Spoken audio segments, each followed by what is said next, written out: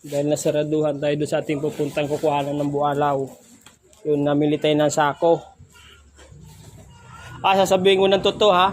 Namili ako ng sako at may deliver ko lang ngayon ng aking transaksyon.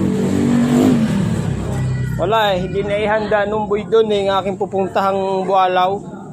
Walang hiya. Saltik ako O sa mga naghahanap ng bualaw, shout out kayo dyan. Marami din bagong giling yan, kapapatay lang ng makina. Hanap tayo ng pala. Yung may pala din tayo maghahanap buhay muna.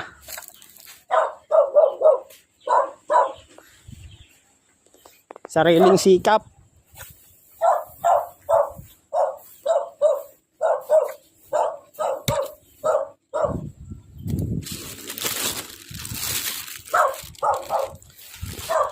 Dito natin ilalagay ang ating mapalang bualaw.